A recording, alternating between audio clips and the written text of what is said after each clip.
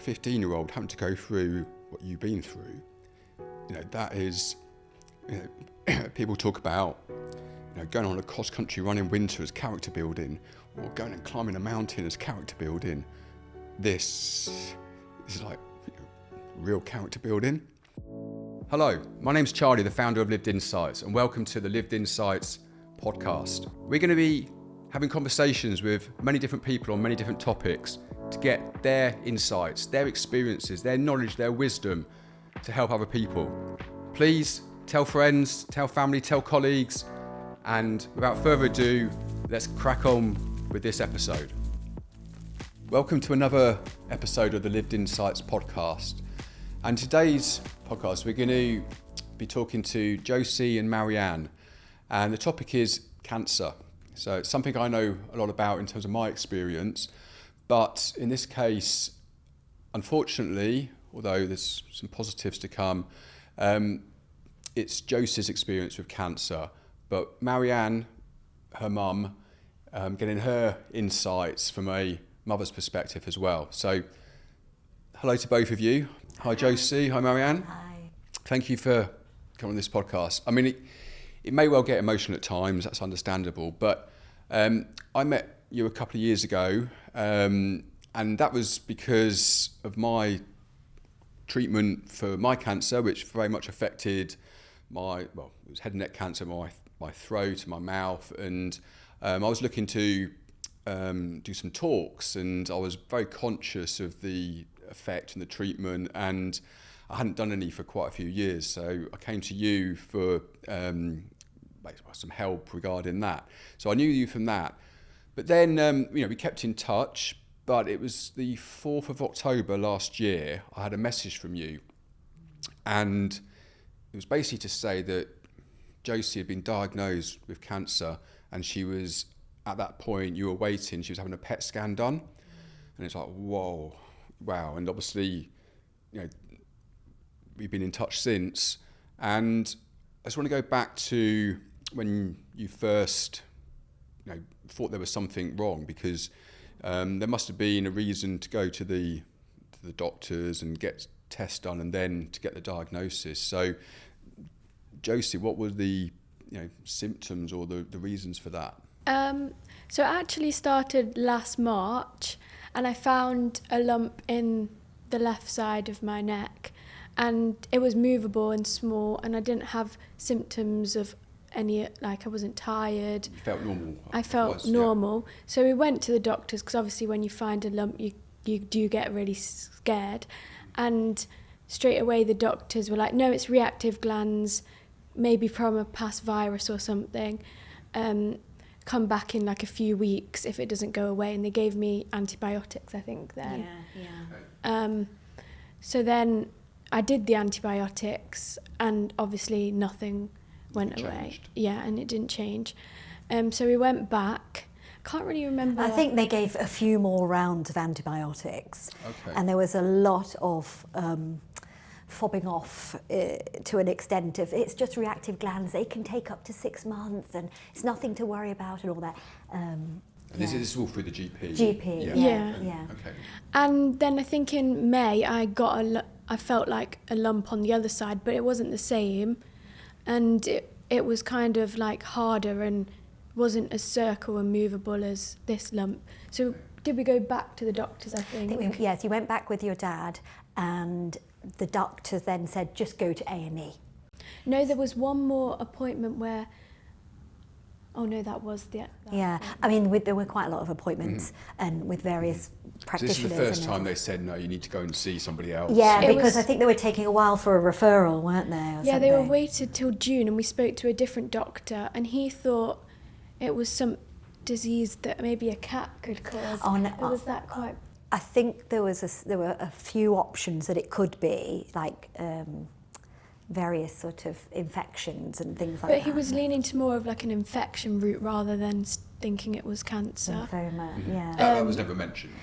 It wasn't really mentioned. No, they ruled it out quite soon, because they were very confident that it was movable, and the feel of the lump was very different to what a lymphoma would normally be. And then also her bloods were coming out as fine.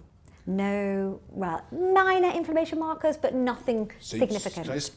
Because when you say bloods, I mean, that brings back memories for me, because I'll come on to that. But so you had blood taken during this process?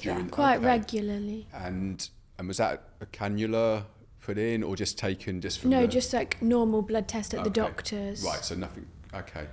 No, okay. And also there was one symptom that I had when it was at my birthday, and you did like cocktails for us. I should say that. And non-alcoholic cocktails. And my neck really hurt. Okay. So that was a sign to go to the doctors again. So you then went to the hospital? Yeah, so when you went to A&E, they did a lot of tests. They did a lot, not necessarily tests. They just asked me loads of questions. They didn't actually do any physical tests, like I didn't have a scan or anything. Right. And I was there for the whole day, and it wasn't A&E, it was Children's Assessment Unit. Okay. And by the end of the day, they were still like, oh, it's definitely benign, we'll give you another course of antibiotics. But I don't really know how they can know it's benign if they haven't actually done tests. I think antibiotics seem to be the answer of choice far too often. But anyway, that's another situation. So you were still none the wiser. You were still kind of like, wait. Yeah. I mean, they still kept us in the system. So they still kept us, well, they gave us another appointment, a follow-up appointment in August. And that's when they managed to get us to a consultant to actually see somebody. I think we saw a consultant previously, but then we didn't actually see the consultant themselves. They demoted us to an assistant, and he again fobbed us off with it being reactive glands, which we were not convinced by, because I know my daughter, she doesn't always show signs as typically as others. But also my brother had Hodgkin's lymphoma in his late 20s. And I had a conversation with him over the summer, and he said his bloods never showed anything. And it was at that point when I went, we've got to push this. Right. Because she is the same. Her bloods are not showing anything. Her numbers are not showing anything. They're not taking us seriously. So were you starting to think this could be worse than was, people were telling you? Or were you still kind of, it'll be fine? I wasn't really thinking the worst, to be honest. I think I didn't have the biopsy till September, but even when I had the biopsy, it wasn't till you started getting concerned that I was a bit worried. Like I thought it was just an infection or something. I didn't really. And you were still feeling pretty normal? Yeah. I think I was starting to get a bit worried in the summer.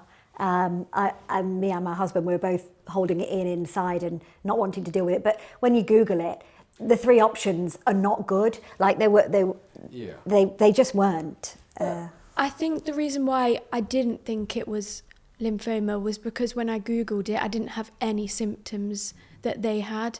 Like I didn't have fatigue. I think it's probably more natural for a parent to worry more.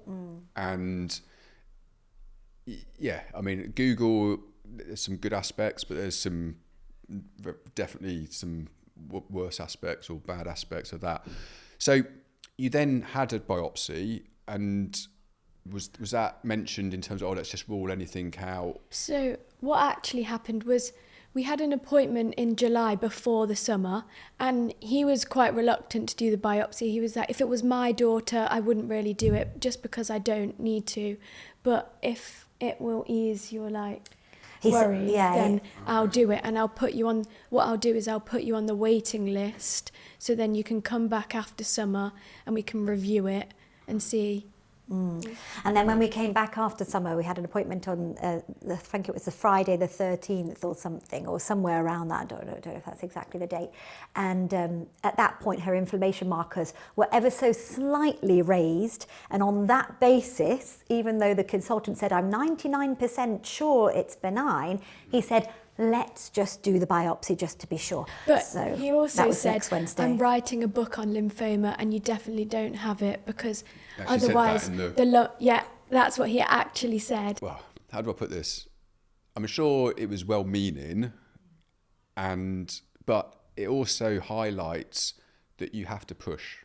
If you don't think something's, and this applies to, I guess, any situation, if you don't think it's right, or you feel you've been fobbed off, or something's telling you, no, this isn't what they're saying, you've got to push for it and be proactive and not just take their word for it. So you then had the biopsy, and do you remember much about that? Because that's probably quite a scary thing to have to go through. So he actually said it was going to be quite a small operation because he could feel the lump. And I asked, do you think I'll be able to go back to school after? And he was pretty sure that I would be able to go back the next day. That's how minor of a biopsy he thought it was. Mm-hmm. But I actually woke up and you then broke the news to me that it was actually a 3-hour operation because he'd found another tumour underneath. I don't know the sizes of... Yeah, so he thought initially it was only like maybe about a few centimetre or so, but it ended up being... Presumably they do an ultrasound. No, we didn't get an ultrasound. I was asking for ultrasound, but they said, we don't need it, it won't show you anything that we don't already know. So this was what we were up against, which I didn't really want to come here and be complaining of it. But one thing that I think is really important to talk about is not being listened to. And it made me cross because I thought, if I'm not being listened to, I can articulate myself clearly, and my husband was with me, the two of us, educated individuals, I don't want to big us up or anything, but, I can see how people can slip through the net, and it is frightening. It's so frightening. Yeah. I mean, I totally understand. I mean, the amount of times I've had to, and also told people that I've had to push and chase and, be very proactive, whether that's getting, with my second diagnosis, that I had to really push for that because they didn't think it was anything. And some of the appointments and some other things. And it's, you feel, you shouldn't have to, but then, like you said, well, I'm able to. What about all the people who either aren't able to or don't feel they should or can? And that is concerning. And the more it gets highlighted, hopefully things may change or get done about it, or people will push or go back for a second opinion, and that might make a difference. So don't feel bad. And of course, we all want everything to be positive and to be able to say great things and wonderful things, but that's not a reality. So let's say it how it is, and I think more good will come from that. So you've had a more serious operation, biopsy. Exactly. It became quite an intense, intrusive neck surgery. Okay. And the lumps were double the size that they thought, and then there was one behind it, and that caused a lot more complications. So when, Josie won't know this, but when the consultant and 2 other doctors came to see us in the waiting room afterwards, because we were on edge. I mean, we were pulling our hair out, going, why isn't she out yet? This is really not right. Something's not right. So we were, both of us, because me and my husband have been together for the whole of the journey, and we knew something wasn't right, and he came to tell us, and we just broke down because we knew it was serious. He didn't use the word, but he did say it was more complicated than he anticipated. Yeah. Well, I mean, I've got to get this point across that every situation is different. But when I had my first biopsy, so I ended up having a CT scan, and it was mentioned to me that it's something called a bronchial cyst, and I just assumed, I was fit and healthy, no other symptoms, a cyst, most lumps are benign, mentioned this, so I wasn't concerned. They said, we'll do a biopsy just to rule anything out. And in hindsight, afterwards, I put 2 and 2 together, because when I saw the guy doing the biopsy, I said, they think it's a bronchial cyst, and he said, he was wasn't dismissive, but he was like, let's wait and see kind of thing. He had already seen the CT scan, so he was probably 99% sure that it was cancer, because he also said to me, and I had like the fine needle biopsy in the neck, and it's only afterwards you realise this. He said, I want to take a couple more samples, so I need to just make sure I get some good samples. And it was the way he said it and the way I need to do another one and another one. Because he knew, basically. I don't think he would have done that if he hadn't seen the CT scans, if it was just So you don't know. So for me, it was, they obviously now knew the likelihood is. When I got when I had the second diagnosis and ultrasound, and he said, I think we need to do a biopsy. I said, oh, why? And then he showed me and he said, and at that point there, it was, in my mind, and his mind probably 100%, in my mind 99% sure. So when I had the following week, when I got told, I was expecting it. The first time, I wasn't expecting it at all, because I hadn't entered my mind that this could be cancer.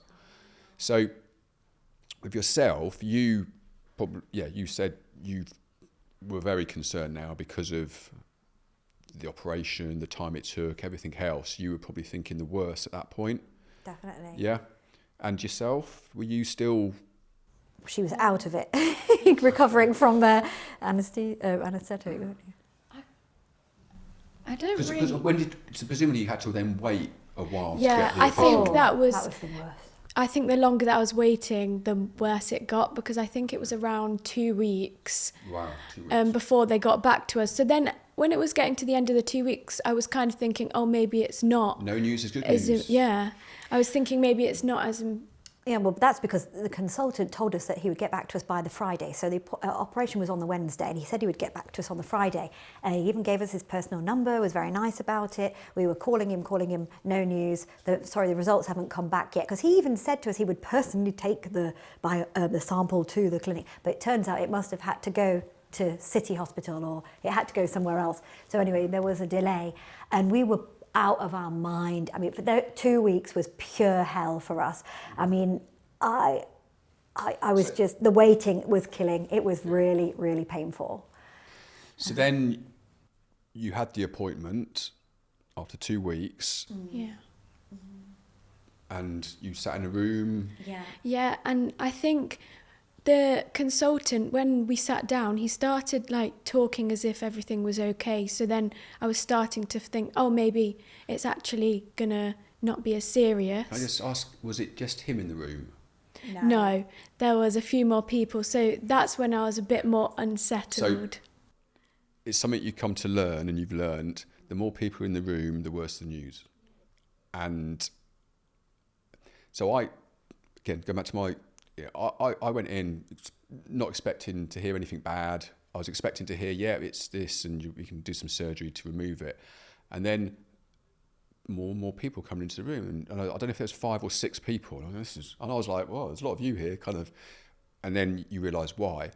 And a few times, well, I've been back to the ENT at Queen's many, many times, but a few times when you're waiting, and you see the room, and you see all the nurses and doctors go in, and you hear, and you know what's going to be said. And yeah, I mean, it's just one of those things you don't ever consider or think about. But when you go into a room, there's more than one, or there's... So we had a little bit of a heads up the day before, because they called us on that day and said, you need to come the next day. So we kind of thought, oh, okay, this is serious. Mm-hmm. And then they told us that another consultant would be there, but they didn't say what department he was from. Okay. And that's when we met Majid, who's Josie's cancer consultant, and he was very, very lovely in the way that he delivered the news. So basically they told you it was cancer. Did they say it was Hodgkin's lymphoma then? Yeah. And your initial reaction? I just started crying straight away. I think it was... as I was kind of expecting it, it was still like a huge shock to actually hear those words. Mm-hmm. I think it was just so shocking that I can't really remember everything. No, I mean, and then again, this is another thing that most people who get that sort of news, the blur, it becomes a blur, doesn't it? And it's difficult to take in what's being said, to remember, to then what to say, what to ask, etc., etc. So it's very normal, that reaction, unfortunately. But did they then start talking about treatments and what the next stages were? Well, I went in full business mode because I knew this was going to be difficult, and I knew my husband couldn't be there because, ironically, he was on a film set with Michael Fassbender, which was ridiculous because he couldn't even be there for this news. And I recorded the consultation. Okay. I recorded it on my phone, and I had a notepad in hand because I knew that we wouldn't. So I went. Yeah. Where I cope with crisis, sense, I go into kind of business mode and I kind of compartmentalize. So I was just writing notes. But yeah, he did start talking about names and numbers and who we were supposed to be calling and all these other things that needed to happen. Because that tends to be the situation, is you get this news and then it's like, and you have... No, it's overwhelming. I don't really remember much on the consultation because, I don't really know what to say. Can I just ask you how old you are or how old you were? 15, so I just started year 11. It was the first week. So back. 15 years of age, told this news, and then it's a case of you've got to have this over the next several weeks and months. Yeah? Yeah. We'd just been and bought all of her revision notes and all these books. She was planning all her revision strategy, and it had all her boards up on the wall and notice boards and whiteboards, and it was super organised and on a mission to do really well in GCSEs. Wiped. Completely all parked. Yeah. Okay, so what was the next steps? I think they just wanted to start treatment as soon as possible. And I think one of the first conversations was actually about fertility, wasn't it? Oh, yeah. But I was speaking to the nurse about, does it affect fertility? And she was kind of leaning towards it doesn't have that much of effect. And she was kind of trying to deter me away from having any egg harvesting or stuff because she said it was quite an intrusive thing. So I kind of left it and we just started treatment straight away. Yeah, because it would have delayed treatment, and also it would have been really traumatic, and we just had to make a decision quite quickly over what to do there. And I think because it wasn't a complete infertility and just maybe a reduction, we thought, well, let's take that risk because we could cross that bridge actually later. After the appointment, I think that was the worst time because at that point we didn't know what stage it was. So I had to then have a PET scan to find out what stage it was. Okay, and so that was when you messaged me when you were having that first PET scan. And for people who don't know what PET scans are, basically it's radioactive glucose they inject into you. The nurse comes round all fully suited up because it's dangerous. You have to wait an hour for it to get around your system, and then it's very cold, and then you go in, and you can't be near anyone pregnant or any children. So I've had 4 PET scans, and you've got to keep away from children and all. And the fact that when the nurse probably just like, they're like, when they're injecting you, like, basically they're putting all this poison into you just to do the scan. But what it does with the glucose is because the cancer cells, the metabolic rate's much higher, that's where it shows up. And so it's very clever, these scans, but they're quite dangerous themselves. And they're obviously, no scans are nice, but it's not a pleasant experience. So you had that scan, and then it showed that what stage it was at. It hadn't spread, or it had spread, or can you remember what they said? The results of that? So we got a call after the weekend because I had the PET scan on the Friday, and we were waiting until the Monday to hear the results. And my dad came in and told me that it was stage 2. So it hadn't spread below my diaphragm. I think that's the marker. Yeah. So that was, I think, kind of a relief, but still obviously not nice to hear. But then when we were messaging my family, a lot of them were saying like, good news, which is kind of still not good news. I mean, it's good that it's not a terminal result, but... I think when in Hodgkin's lymphoma, the stages work differently than in other cancers. So even if it's stage 4, it's not quite the same. So it's just they just mark it by where it is within the body, because it's all within the lymphatic system. If it's above the diaphragm, it's considered stage 1 or 2, depending on how many areas are affected. And if it's below, then it becomes stage 4. Actually, it's not exactly like that, because my brother was stage 1 and he was just down in, I think it's just if it's in more than one area. And this is generally something that no one knows about until it's happened to them, as in stages and different treatments and all the different types of cancer. And one, I've learned so much myself, and you would have learned so much, but probably the biggest thing you learn is that it's so many different types of cancer, so many different treatments, so many differences. And that is one thing why it's so difficult for friends, family members, people you know, to understand and what to say, because they make assumptions about things from what they think they know, but often it's not the right assumptions, or it's they don't understand enough, so it's quite difficult. They may say the wrong thing, they may say the right thing, they may say nothing, and it is difficult for people to do or to say or to know what is the situation, because you don't know hardly anything, and you're right in the middle of it. So you had the PET scan, you had that news, and then they presumably said, right, yeah, we're going to do this course of chemotherapy. And did they talk about the side effects or how that was going to?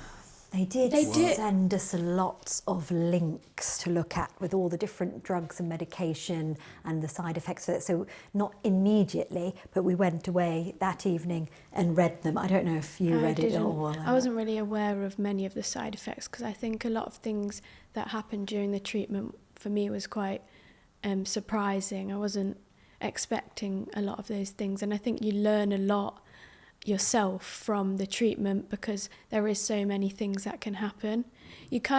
I kind of thought before I was even diagnosed, when people have cancer, they're just really sick and feel ill and lose their hair.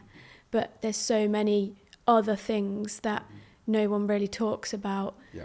And yeah, I think that's why the podcast... I had so many people saying to me about, being bald is a good look, and I'm like, but I'm not going to lose my hair, because although I had chemo as well, different types of chemo affect differently. So my hair didn't fall out. It thinned a little bit.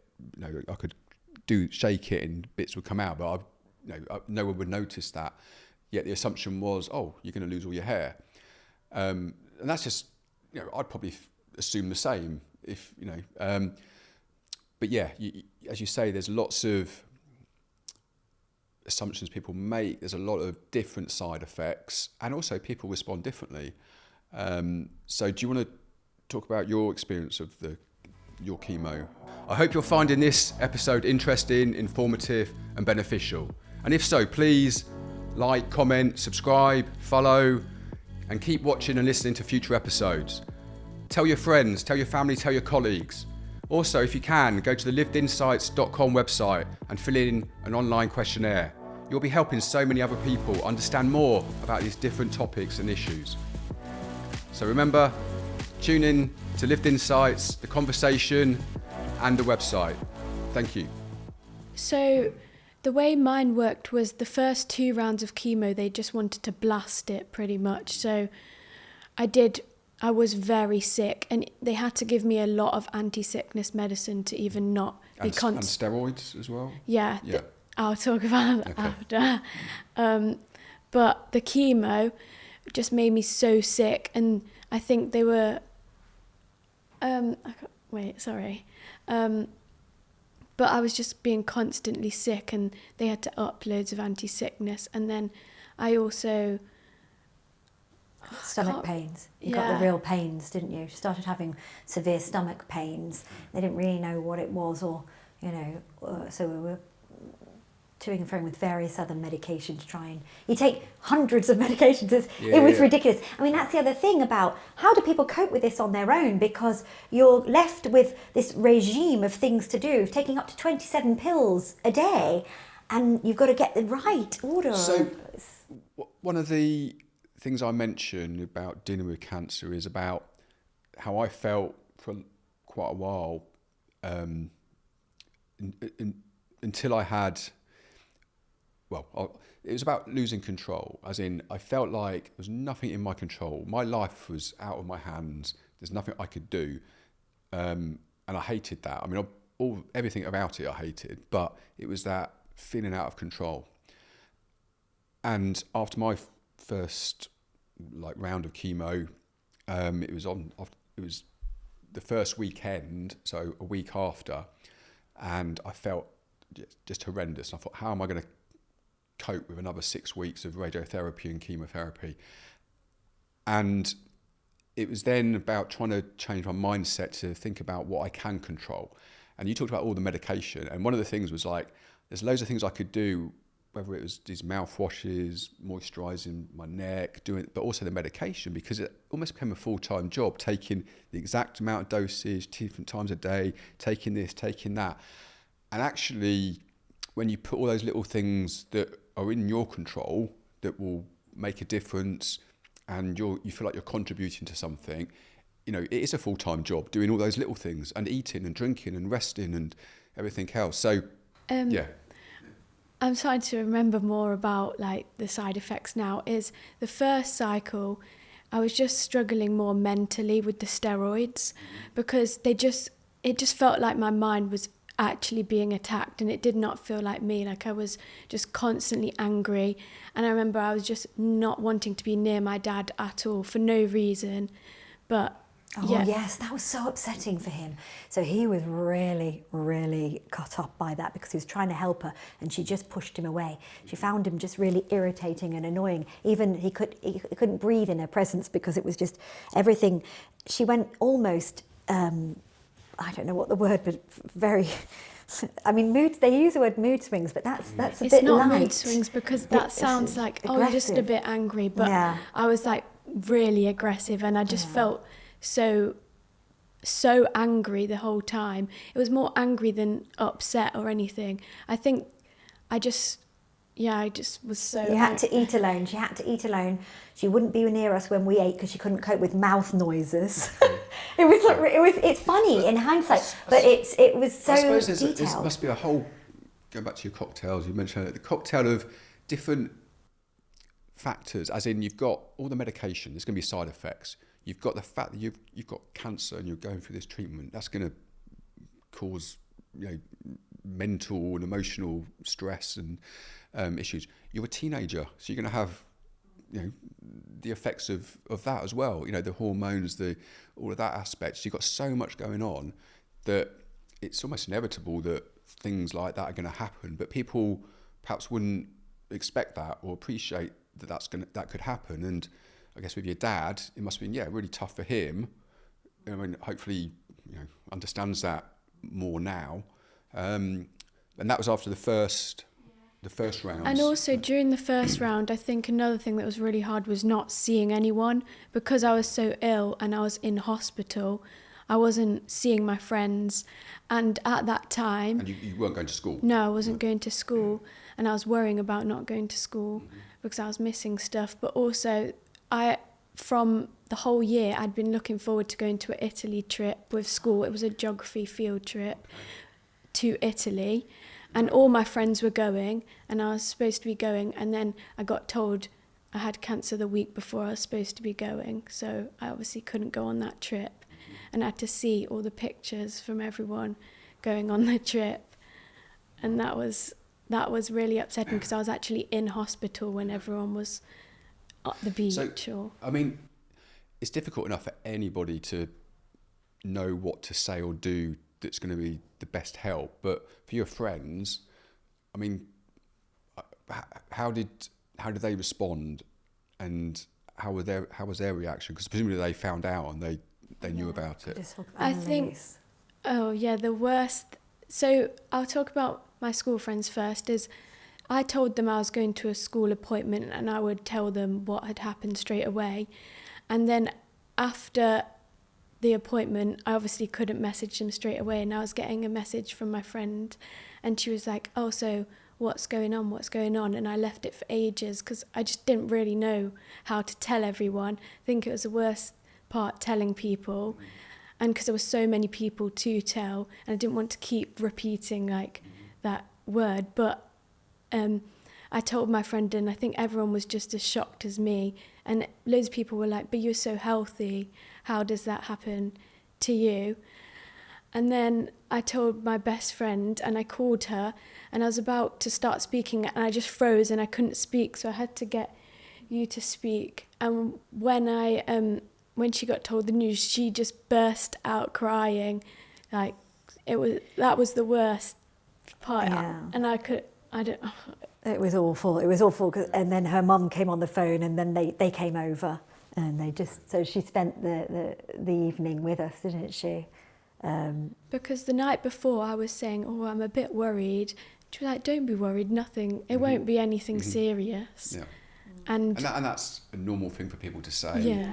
And then when people did start to find out, did you find that what they did and said was helpful, supported? Do you feel like they could understand?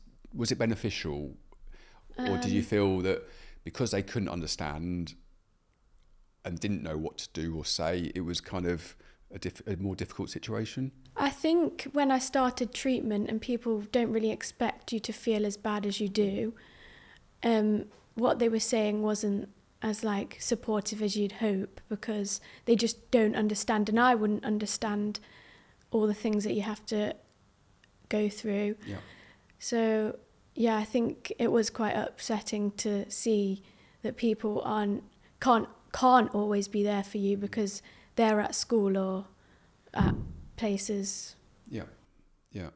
And I mean, there's an element of they just don't understand, and they might not say the right thing or do the helpful thing.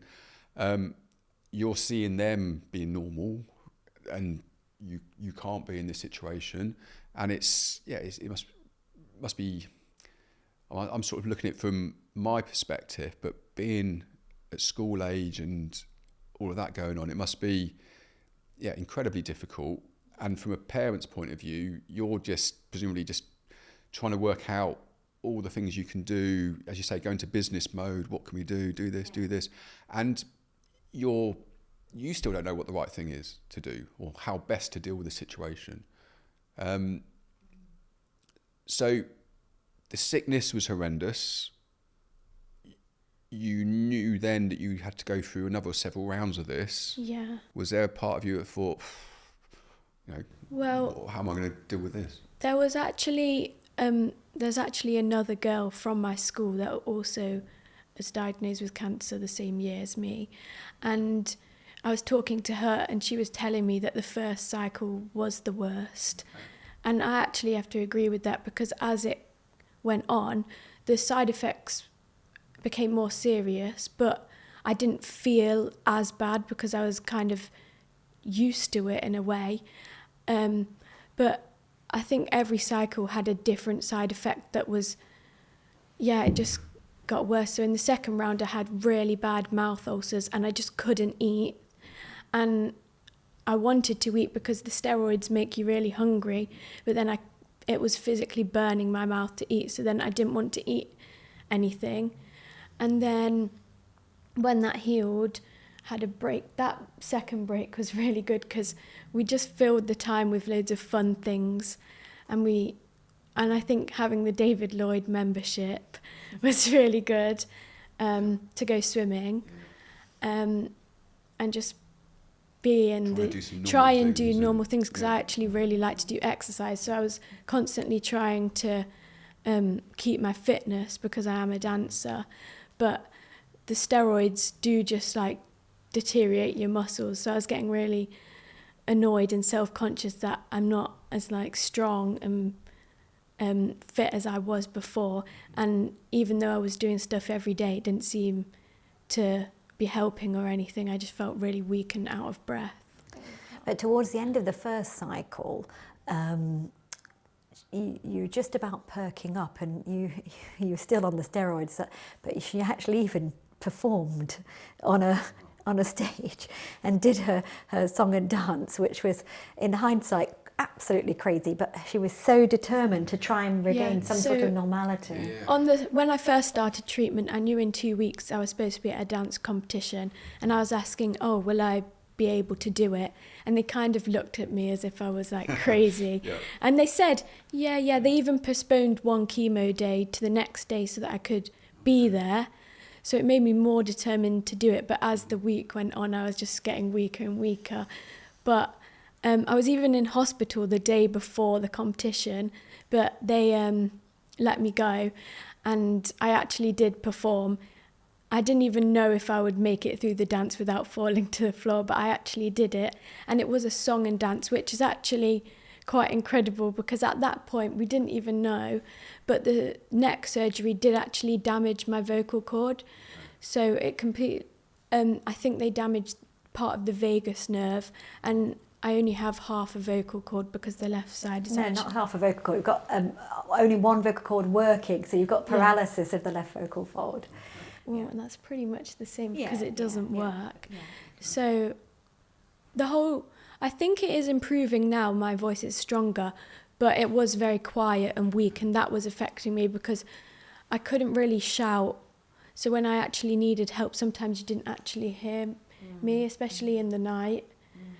Because my door... But you mentioned there how you were doing the competitions, and that was really important. And I think there's an element there of trying to be as normal as possible in a completely abnormal situation, but having those little like goals and sense of accomplishment and achievement, things to aim for. And I think that is important. And it's all too easy just to completely sort of almost like withdraw or close in and just sort of spend your whole time in bed and feeling sorry for yourself, and you wouldn't blame anyone for that, because that's a kind of a normal reaction to a situation. But from what you said and from my own experience, trying to do normal things, trying to get outside, trying to have those little goals and those wins make a huge difference.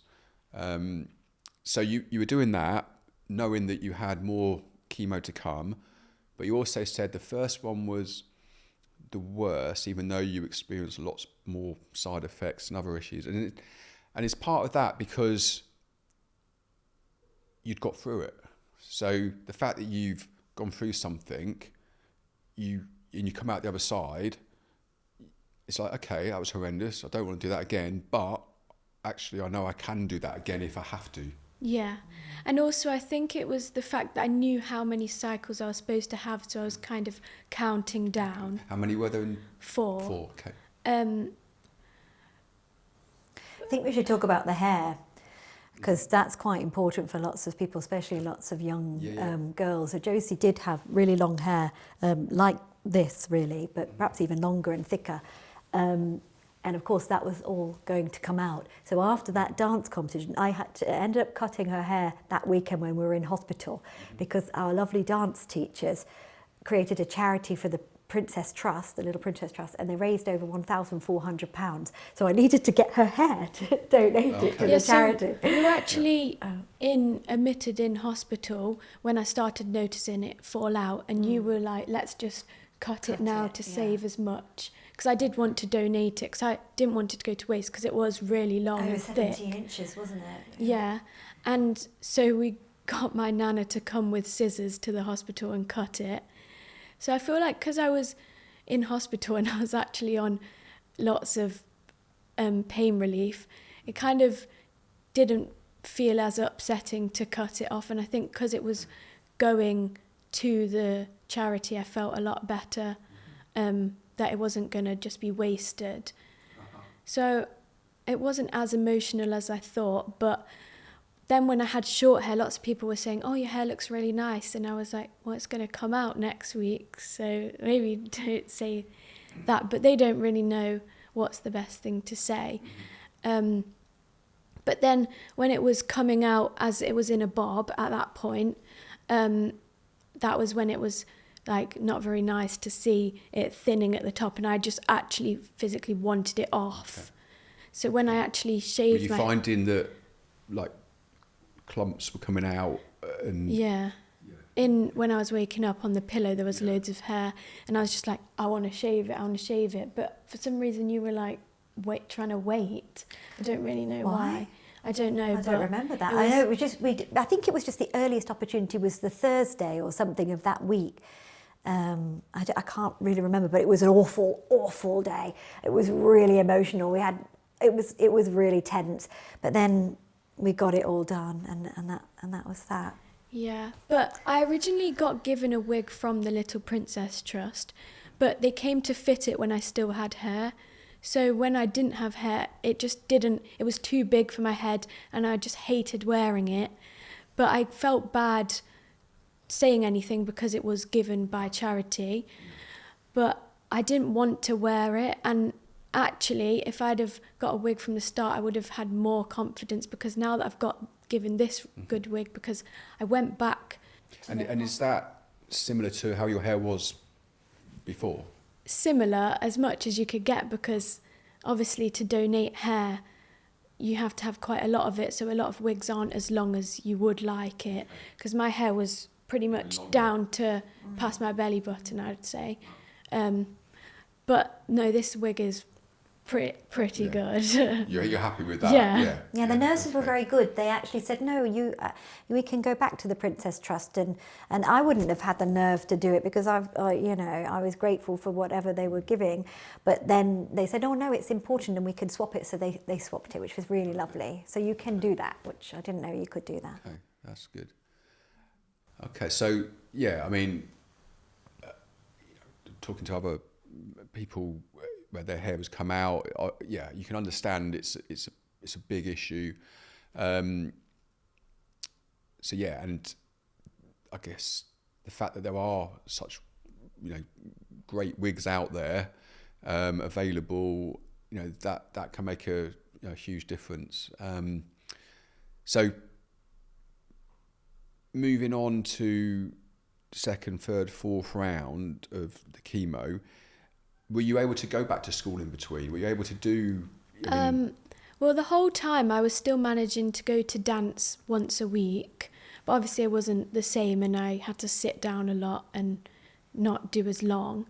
But I did go into school a few days, and I think it was December when I went into school, and everyone was like, oh, hi, are you back now? And I was like, no, I still got... So, okay, it was great to be back and seeing friends and going back to school and a bit of normality, but at the same time, it's like, well, I'm still right in the midst of this whole... Yeah. It wasn't normal at all, because she only went for very short bursts. And it was more to see people than to do the actual school. So I think I only went for like one lesson, and it was only for a few days. But it was good to see people because it felt more normal. Yeah. And then also, presumably this sort of time was around Christmas. Yeah, and I think all of that. Actually it being around Christmas, that was a positive to get through, because I was like, oh, it's going to be Christmas soon. And but just before Christmas, I was in hospital having chemo, and they measure like your blood sugar, and the nurse goes, oh, that's actually quite high. But when they mean quite high, it was really high, and I actually had induced diabetes from the steroids. So my glucose level was 20, and a normal glucose level is just around 7 after eating.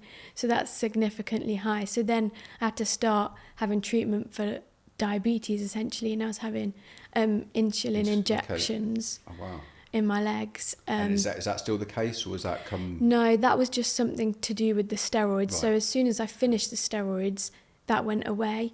But I think it being Christmas time, that was quite hard, because you want lots of chocolates and sweets, and they were saying don't have any of that because that can just raise it too much. And the way we also found out that I had diabetes was we were actually at Hotel Chocolate having a hot chocolate, and I had it, and it just must have raised it too high, and I just felt so faint, really dizzy, and I had to get out of the shop. And you were like, what's going on? Because I think I'd finished, I wasn't on chemo right then, so We were quite... No, and we were back in the hospital that night. So we had quite a lot of emergency hospital visits and ended up staying over for a few days, and that was one of them. I think another annoying thing was every time I needed to stay in hospital, there was never a space on the ward. Because I was a daycare patient and just had to go in during the day, they didn't have a bed for me. So a lot of the time we ended up just being sent to A&E, and that was way too traumatic because A&E is too broad and they don't know how to treat like a cancer patient always. Yeah, the first time you were in hospital, that was the case. So it was the first one as well, and that was the most traumatic, having to be in A&E all night when she was in absolute agony. You actually thought you were going to die that night, didn't you? It was really horrible. But on the whole, most of the time they've been really good. And once you're on the cancer wards or even the other children's wards, they're all amazing and super helpful. And there's been a few ropey moments where we've been left on chairs for hours on end, but then most of the time they would get us we would get a bed. Yeah. But yeah, that's another complication. I think it's just so busy. Yeah, I mean... That's just the problem. It's a difficult situation. But on the whole, we are grateful for the service, and actually the teenage unit on E39 is brilliant. On my ward, they have a whole designated teenage room, and it has a TV, pool table. And is this at Queen's or... Yeah. at Queen's. Yeah. So it's actually very nice, but it's just... Supported by the charity, so the Teenage Cancer Trust have developed it. So you had unexpected added complication of the diabetes, then you continue with the rounds of chemo, and each time there's other side effects and issues, but have you got in mind that final one, as in, are you looking at the finish line in the sense of when you're going to get to the... Yeah, I was treatment? constantly thinking, I can't wait to finish and ring the bell. But once you actually get to the end, it kind of doesn't... There's not a complete end, it's just the treatment fizzles out and it just starts to slow, and then you're just like, oh, I'm not going back. So I didn't really... There's no end day, because I was thinking, we were originally told that my treatment would end on the 5th of February, so I was like, 5th of February is the day that I'm going to feel better, but it doesn't really work like that. No. And also, my last day of chemo was the 15th of January, so I was starting to feel better then, and I was like, let's get back into school, and I went to the gym and started going to dance. And actually, when I was back at dance, I felt really faint, and I was just thinking, I'm just really tired because I haven't been doing anything, and actually it was quite serious, and I came out in like a purple rash. Turned purple, and swollen neck. Do you want to talk? Yeah, I don't mind. So yeah, it was awful because we thought, you look really purple, this can't be right. So I rang up the emergency number and I said, what's going on here? What should we do? And I said, she's got swelling around the neck and she's turned purple and it looks all mottled and I don't really like the look of it. And they said, no, we don't like the sound of it, come in. So we came in, and actually we were all ready to celebrate the end of chemo. It was the 4th cycle. We were really starting to prepare for the end, and then this had turned up, and we're like, back in hospital, can you believe it? And then they were saying, you might have to be here for the whole week. And we were like, oh my goodness. So we were back in, and ironically, the first time, right at the end, she got a place on the ward. So they had a room straight into this, it looks like a royal suite. It was amazing. And then, of course, that was awful. In the middle of the night, we had to have x-rays, like 3 a.m. x-ray, like who would have thought? And then it turns out that I actually had 2 pulmonary embolisms, which are blood clots in the chest. Yeah. And did they say why that occurred? It's a risk. It's just a risk of the chemo and having a port in for the chemo. Yeah. And also apparently having Hodgkin's lymphoma is a risk factor of a blood clot. But this was all new information that they didn't really say until it actually happened. And they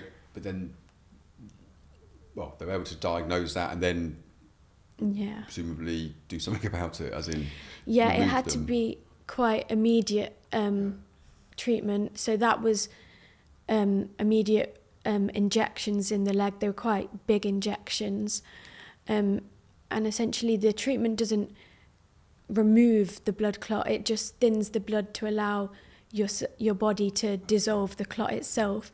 So I think that was really scary for me, because... But also, I mean, if you hadn't have gone and, you know, or as quickly as you did, then that would have been a lot more serious. And if we hadn't been seen by the specialist doctors that we saw who picked it up, it could have been missed, because initially one of the doctors didn't think it was a blood clot because, again, her numbers and her figures were okay. And this is, I guess, one of the things that's incredibly frustrating, that they can overlook some serious things because they do rely on those numbers quite often. And that is worrying. And they need to perhaps have another marker. But then I suppose that's why you need the specialist, more experienced people. So that was a blow. That was a huge blow, and it was almost really horrible because she looked like she'd been so badly bruised, because at one point she was having the insulin injections and the anticoagulant injections in twice a day. It was awful, and then we had to administer it ourselves. So we got home and she had the injections for the week, and now she's still on the blood thinners for another 3 months. Okay. So, but it's in tablet form, so it's not as bad. So 4 rounds of chemo plus all the additional complications, that's now done. What's this? And you obviously on the blood thinners for another couple of months. What's the next steps? As in, you're back at school, you're presumably still having to see the doctors, consultants in terms of follow-ups and having checks and that, but essentially treatment's done and now it's a case of monitoring ongoing. I think you have an appointment and chest x-ray every 3 months for 2 years, and then you get followed up until 5 years after. And also I have just started going back to school, but I don't do full days. It's like slow introducing back into school. But that just happens to be exam season and it's mocks. Okay. And then you're doing your GCSEs in this, what was it, May time? Is it May, June? Yeah. So you've got that to work towards and focus on. Yeah. And so when you said your energy levels, are they... A lot lower. A lot lower. And do you feel that you're able to start gradually improving, you know, sort of doing more exercise, eating more, and do you feel that you're on that upward trajectory? Yeah, and my dance teacher even said she's noticing my strength coming back each week. She said it's different. And you're noticing it? I am noticing it, yeah, because my right foot has been affected a lot by one of the chemos. I think it's called vincristine, the type, and it affects the nerves. So in my hands and feet, I've lost a lot of strength, and I actually can't straighten my hands right now, but that is only temporary and it should come back, and they've given me exercises to try and strengthen it. But it's just quite annoying with it being in your hands because of the writing, and with dance you can notice that my hands aren't working. You know, the little I know is it does take time. I mean, it takes effort. You've got to put in the effort to sensibly build up that strength and the energy, but it takes time. But the body is remarkable in terms of what it can do in terms of recovery and building and getting back to, like, not so much who you were, but who you are going to be. But it does take effort and patience. I think the fact that I was doing exercise regularly during treatment as much as I could, it's helped afterwards, because there's less to build back, because I didn't lose as much strength, because I never stopped walking. I did like regular walks every day, and although my legs were so achy and they had like weird tingly sensations, I still carried on doing it because I got told that it would help. And it actually has, so I'm glad that I carried on. That's good. So the physical thing is also so important for the mental side of things, and like the mental effects of the whole process are just catastrophic and have a ripple effect for everybody around. And I think we've tried to keep spirits up as much as possible and do fun things as much as possible wherever we could. And Christmas was amazing. My brother created a whole winter wonderland at his house, had this huge marquee and snow machine and everything. They all went to town, and everybody's been really super amazing. I think we were really lucky to have such a great family and great friends and great support network, and the dance school have been really amazing. And we've her sister has dedicated her Duke of Edinburgh volunteering to fundraising for Young Lives versus Cancer. So we've been raising money. We've raised over £3,000 for that, and that's still ongoing because we've got a charity run coming up in April. So that's really positive. So we've tried to really focus on trying to be as positive as possible. But you know, it's easy to say be positive, stay positive, it's do all hard. these things. You can't always, but take all the help that you can get, and there is help offered. The charity, the children's charities were amazing, and you know, we really appreciated that, and we're still using some of their services now. Okay. Well, I'm conscious of the time because it's now sort of running out of time, but before I end with what I was going to say at the end, is there anything else you want to mention or talk about or say regarding your whole experience so far? I think I've pretty much covered most things. No, I don't think I have anything to add. And Marianne, any? I think people need to know that there is help out there, and it might not be as easy to find for adult services, but in terms of children's services, I can only talk from my own experience. I would bear in mind that the help is there for a reason, and you will need it at some point. Initially, I think I was offered counselling, and I said, "Oh no, I'm all right. I don't need it," because I went into kind of like adrenaline mode, and I was, you know, really working on the practicalities.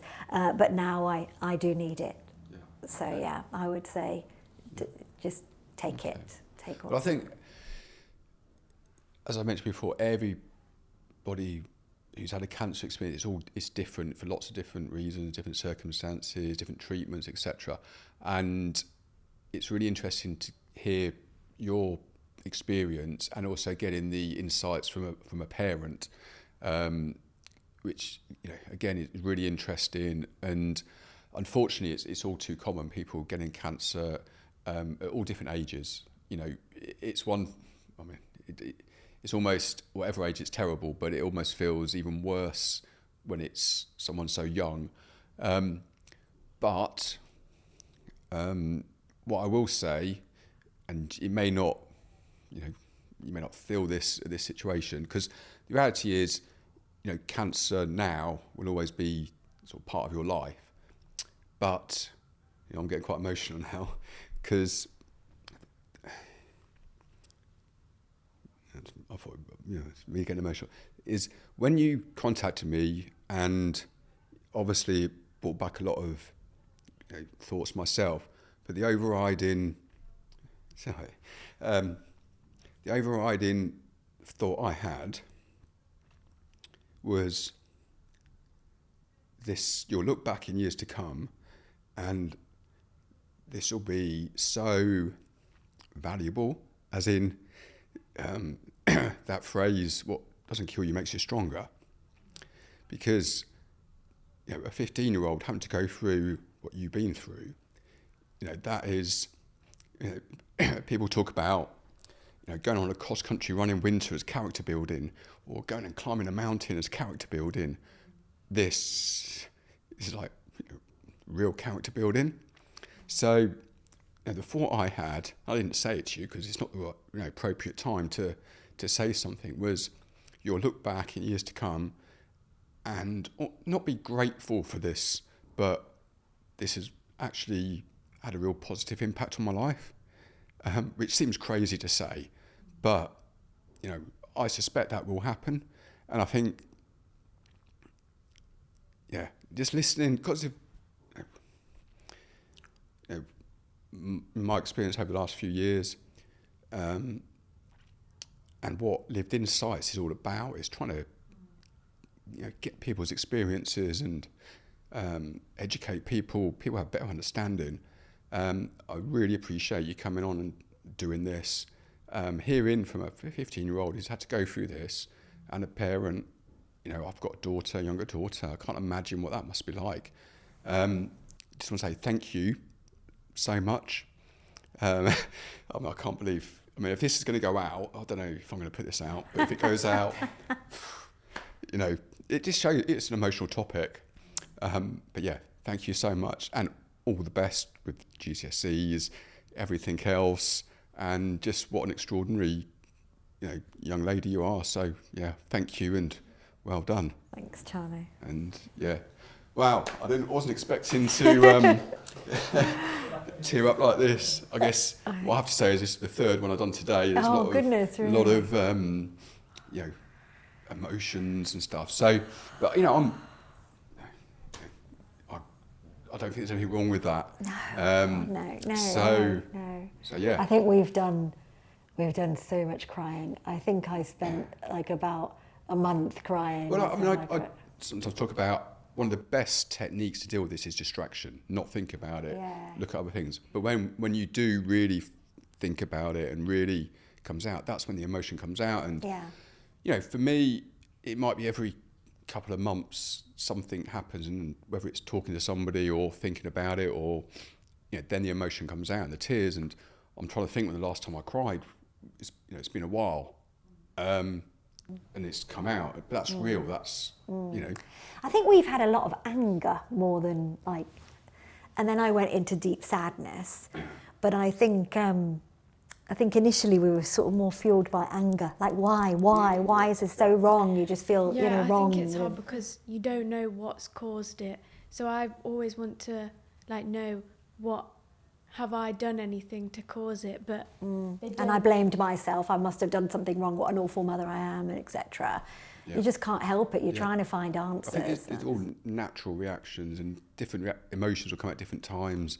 And although the treatment's over and finished, you've still got a long, long journey to go, because it doesn't just go away. Even though, unfortunately, there's other people tend to think that it's over now and you just get back to normal. It doesn't work like that. But yeah, again, thank you so much for just sharing your experiences and insights and knowledge and what you've learned. And I'm sure it will be helpful for